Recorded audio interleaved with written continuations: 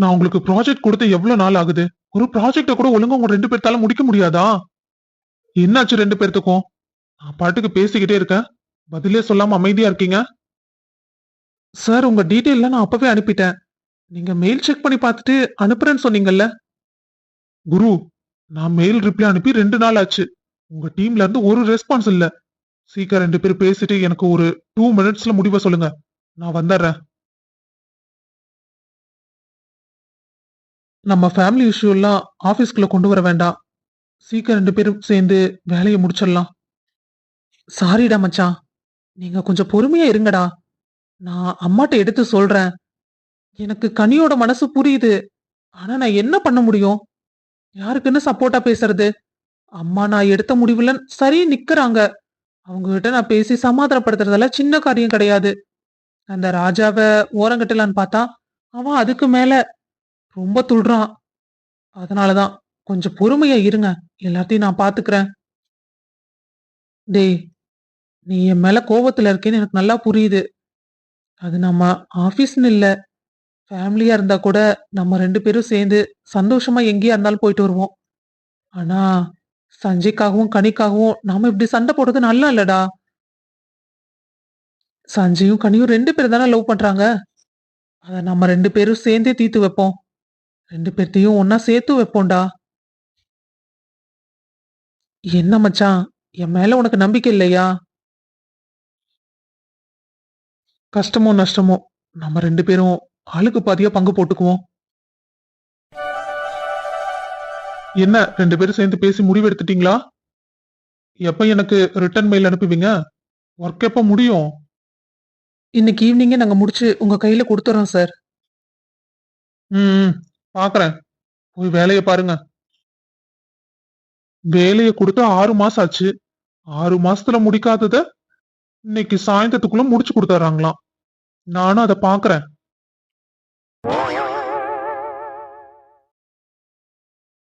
சஞ்சய் தம்பி, என்ன உங்க முகம் ரொம்ப பிரகாசமா இருக்கு. எப்பவும் இல்லாம இன்னைக்கு ரொம்ப சந்தோஷமாவும் இருக்கீங்க. அண்ணி, நான் எப்பவும் போலதான் இருக்கேன். ஏன் உங்களுக்கு இந்த வித்தியாசம் தெரியுது? அது என்னமோ தெரியல தம்பி. நம்ம வீட்டுல, அதுவும் மெயினா உங்க ரூம்ல குசு குசுன்னு சவுண்ட் கேட்டுக்கிட்டே இருக்குதான். யாரோ போன்ல பேசிட்டே இருக்க மாதிரி இருக்கான். என்ன தம்பி, நான் சொல்றேன், உங்களுக்கு அந்த சவுண்ட் எதுவும் கேட்கலையா? அண்ணி, உங்களுக்கு இந்த யாரு சொன்னான்னு எனக்கு தெரிஞ்சிருச்சு. எல்லாம் அண்ணன் வேலை தானே. கண்டுபிடிச்சிட்டீங்களா? சொல்லுங்க, உங்களுக்கு கணக்கு எப்படி போயிட்டு இருக்கு? எந்த நிலைமையில இருக்கு? எங்களுக்கு ஒன்னும் தெரியறதில்ல. அண்ணி, அது முதல்ல மாதிரி நல்லாதான் போயிட்டு இருக்கு. அத்தை தான் கொஞ்சம் இடைஞ்சல் பண்ணிட்டே இருக்காங்க. அத்தைய சரி கட்டினா எல்லாம் சரியாயிடும். அப்ப நீங்க கரெக்ட் பண்ண வேண்டியது கனியே இல்ல, உங்க மாமியார. சரிதானே? சரிதான் அண்ணி. நீங்க சொல்றது ஒரு விதத்துல சரிதான். அத்தைக்கு என்ன கண்டா முதல்ல இருந்தே பிடிக்காது. மாமாக்கு என்ன கனிக்கு கல்யாணம் பண்ணி வைக்கிறதுல ரொம்ப சந்தோஷம். ஆனா அத்தை தான் சுத்தமா அதெல்லாம் ஒத்து வராது. பெரியவனா இருந்தா கூட யோசிக்கலாம். சின்னவனுக்கு கல்யாணம் பண்ணி கொடுத்துட்டு என்ன பண்றது? என் பொண்ணை விட அவ கம்மியா சம்பளம் வாங்குறான் அப்படின்னு சொல்லிட்டு இருக்காங்களாம். அண்ணா உங்களுக்கு வேலை கிடைச்சிருச்சுல்ல, நீங்களும் போக போக நல்லா சம்பாதிப்பீங்க. அதுக்கப்புறம் பாருங்க, சித்தி என்ன சொல்றாங்கன்னு நானும் பாக்குறேன். கேக்குறதுக்கு நல்லா இருக்கு அண்ணி. இது நடந்தா ரொம்ப சந்தோஷமா இருக்கும். சரி, கனி என்ன சொல்றா? அவ என்ன அண்ணி சொல்றா? எப்பவும் போலதான். நான் உன் கூட வந்துறேன், எனக்கு கல்யாணம் பண்ணிக்கோன்னு சொல்றா. என்ன சொல்றீங்க தம்பி? கனியா அப்படி சொன்னா என்னால நம்பவே முடியல. ஆமா அண்ணி, என்னாலே கொஞ்சம் கூட நம்ப முடியல கனியா இப்படி பேசுறதுன்னு. நானே ஏதாவது விளையாட்டுக்கு சொன்னா கூட அப்படியெல்லாம் நான் வந்துருவேனா அப்படின்னு சொல்லி என்ன சண்டை போடுவா. ஆனா இப்போ அவளே அப்படி சொல்லல, எனக்கு கேட்கல ரொம்ப ஷாக்கா இருக்கு. அதுக்கு நீங்க என்ன தம்பி சொன்னீங்க? நான் என்ன நீ சொல்றது? நான் அதெல்லாம் வேண்டாம், கொஞ்சம் பொறுமையாருன்னு சொல்லி வச்சிருக்கேன். உங்களுக்கு தெரியும்ல, அவளுக்கு கல்யாணம் பண்ணி வைக்க மாப்பிள்ளையும் ரெடி பண்ணிட்டாங்க. அது ஒரு பெரிய கதையா போயிட்டு இருக்கு. ஆமா, அது கூட உங்க அண்ணா அன்னைக்கு கனிய ரொம்ப ஹார்ஷா பேசினாரு. அப்பதான் எனக்கே தெரியும் தம்பி. ஆமா அண்ணி. அதுக்கப்புறம் தான் கனிய என்கிட்ட வந்து நடந்ததெல்லாம் எனக்கு புரியுற மாதிரி எடுத்து சொன்னா. தம்பி, நான் உங்ககிட்ட ஒரு விஷயம் சொல்லட்டா? சொல்லுங்க அண்ணி. நீங்களும் கனியும் இப்படி ஒருத்தருக்கு ஒருத்தர் விட்டு கொடுத்து போகும்போது எனக்கு ரொம்ப சந்தோஷமா இருக்கு. எனக்கு இனிமே என் குழந்தைகளை பத்தி எந்த கவலையும் இருக்காது. கனி வந்தா அவ உங்களை முழுசா நல்லா பாத்துக்குவான்னு எனக்கு நம்பிக்கை இருக்கு. நீங்க சொல்றது சரிதான் அண்ணி. எனக்கு ஒரு நல்ல ஃப்ரெண்டா, நல்ல தோழியா, என்ன ரொம்ப நல்லா பாத்துக்கிறா. கணவன் மனைவிக்குள்ள நல்ல ஒரு ஃப்ரெண்ட்ஷிப் இருந்ததுன்னா அது ரொம்ப நாளைக்கு அந்த உறவு நீடிக்கும்.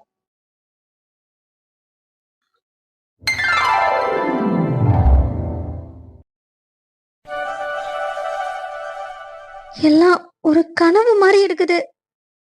என் மனசுல சஞ்சய வச்சுட்டு நான் எப்படி கிருஷ்ணோட சந்தோஷமா இருக்க முடியும்? இது சரியா தப்பா எனக்கு ஒண்ணுமே புரியல. நான் இப்ப என்ன பண்றது? இப்போ கிருஷ்ணுக்கு நான் ஒய்ஃபா இருந்தேனா என் மனசுல இருக்க ஆசையெல்லாம் தூக்கி போடணும். ஆனா சஞ்சய் என்னால தூக்கியே போட முடியல. சஞ்சயை தூக்கி போடாம கிருஷ் கூட நான் எப்படி சந்தோஷமா இருக்க முடியும்? என்னாச்சு? ராதா கன்ஃபியூஷன்ல இருக்க மாதிரி இருக்கு. பாவம், அவங்களே எதிர்பார்க்காத டைம்ல நடந்ததுனால அவங்க என்ன பண்றதுன்னு தெரியாம முழிச்சிட்டு இருப்பாங்களாட்டு இருக்கே. அண்ணி, தேவா, நீங்க தயவு செஞ்சு என்ன அண்ணின்னு கூப்பிடாதீங்க. எனக்கு ஒரு மாதிரியா இருக்கு. நீங்க என்ன ராதானே எப்பவும் போல கூப்பிடுங்க. நீங்க அப்படி கூப்பிட்டாதான் எனக்கும் நீங்க கொஞ்சம் க்ளோஸா இருக்க மாதிரி தோணுது. சரி, நான் உங்களை ராதானே கூப்பிடுறேன். என்ன தனியா நின்று யோசிச்சுட்டு இருக்கீங்க நீங்க? இவகிட்ட சொல்லலாமா வேண்டாமா? இவ சின்ன பொண்ணு, எல்லாத்துக்கிட்டே சொல்லிட்டானா தேவையில்லாத பிரச்சனை வரும். நாம இவகிட்ட இப்ப எதையும் சொல்ல வேண்டாம். நாமளே எல்லாத்தையும் பார்த்துக்குவோம். என்ன நான் கேட்டுட்டே இருக்கேன், நீங்க எதுவுமே சொல்ல மாட்டேங்கிறீங்க. ஏதாவது பிரச்சனையா? ஆ, அதெல்லாம் ஒண்ணும் இல்ல தேவா. நான் சும்மாதான் தனியா வந்து நின்னுட்டு இருந்தேன். எனக்கு ஒரு மாதிரி இருந்ததா, அதான். சரி வாங்க சாப்பிடலாம். உங்களுக்காக தான் கீழே எல்லாம் வெயிட் பண்ணிட்டு இருக்காங்க. இல்ல, நீங்க போய் சாப்பிடுங்க. எனக்கு சுத்தமா பசி இல்ல. நான் அப்புறமா வந்து சாப்பிட்டுக்கிறேன். இல்ல நீங்க ப்ளீஸ் என்னை ஃபோர்ஸ் பண்ணாதீங்க. நீங்க போய் சாப்பிடுங்க. எல்லார்கிட்டயும் சொல்லி அவங்களே சாப்பிட சொல்லுங்க. நான் அப்புறமா சாப்பிட்டுக்கிறேன். ம், சரி. எல்லாரும் அவங்கவங்க மனசுக்கு ஏத்த மாதிரி சந்தோஷமா தான் இருக்காங்க. ஆனா என் மனசுல என்ன இருக்குன்னு கேட்கறதுக்கு யாருமே இல்ல. எனக்குன்னு ஒரு குடும்பம் இருந்திருந்தா, எனக்குன்னு ஒரு அம்மா இருந்தா கண்டிப்பா என்ன கேட்டிருப்பாங்க.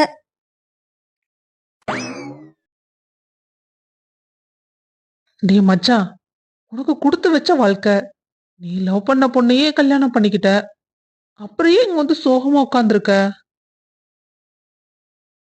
அது இல்லடா, நான் ராதாவோட சம்மதத்தை கேட்காமயே அவ கழுத்துல தாலியை கட்டி தொலைச்சிட்டேன்.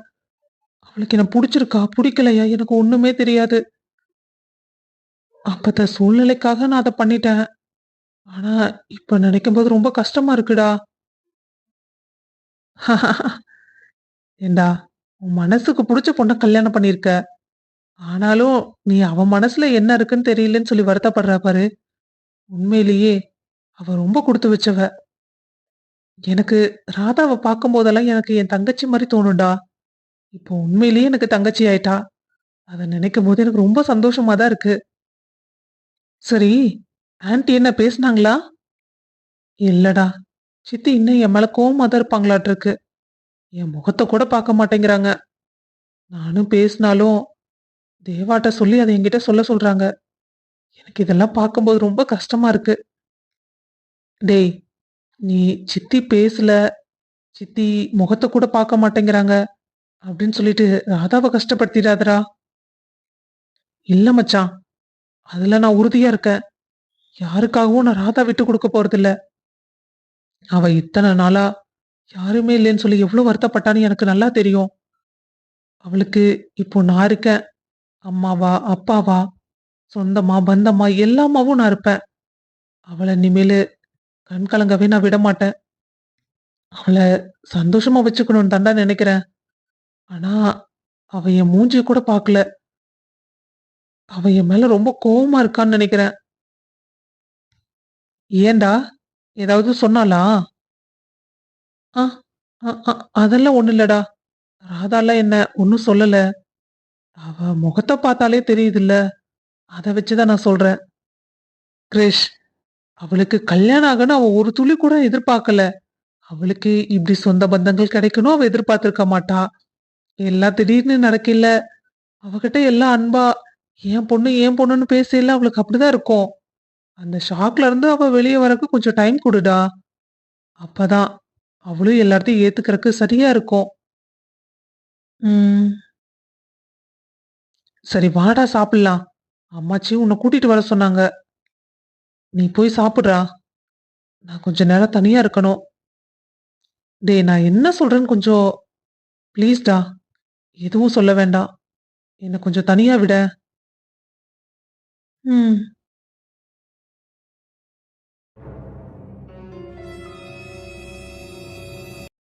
என்ன, 2 பேரும் சாப்பிட வராங்களா இல்லையா? அண்ணி வரலன்னு சொல்லிட்டாங்க. அவங்களுக்கு சுத்தமா பசி இல்லையா, எனக்கு வேண்டவே வேண்டான்ட்டாங்க. ம் கிருஷ்ணா அதே தான் சொன்னான். எனக்கு சுத்தமா பசி இல்ல, நான் கொஞ்சம் தனியா இருக்கணும்னு சொல்லி என்னை துரத்தி விட்டுட்டான்.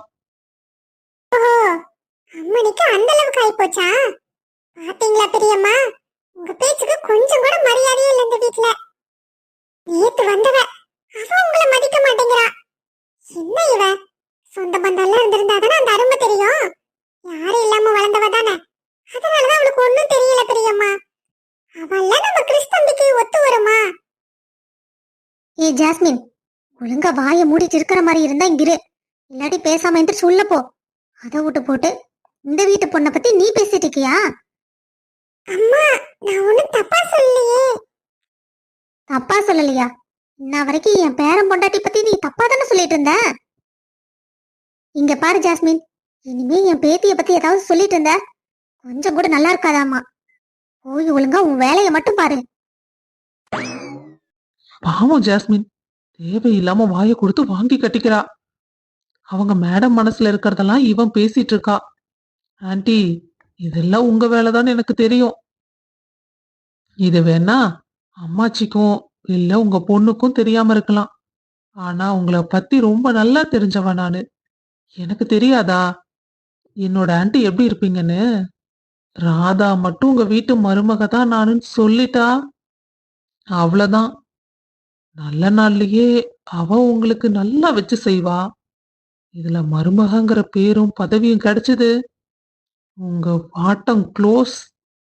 சரிம்மா, இனிமே நான் ஒண்ணும் பேசல. அம்மாச்சி விடுங்க, ஏதோ தெரியாம சொல்லிட்டா. அதுக்கே நீங்க அவன் மேல அவ்வளவு கோவப்படுறீங்க. என்ன அதிசயமா இருக்குது, இந்த கார்த்திக் பையன் நம்மளுக்கு சப்போர்ட் பண்றான். இவன் நம்மளோட எதிரியாச்சு. என்ன ஜாஸ்மின்? ஒண்ணு இல்ல சார், சும்மாதான்.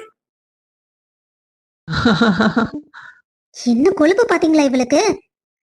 என் கண்ணிய பத்தி ஏன் முன்னாடியே தப்பா பேசுறா. இது யாருமா புதுசா? ஏன் அப்பவே நீ கேட்க வேண்டிதானே? இப்ப வந்து அவ போனதுக்கு அப்புறம் பேசிட்டு இருக்க. இல்ல, நான் ஏதாவது சொல்லி அவ போய் சித்திட்ட சொன்னானா சித்தி என்ன திட்டுவாங்க. ஓ, அதான் அவ போனதுக்கு அப்புறம் திட்டிட்டு இருக்கியா?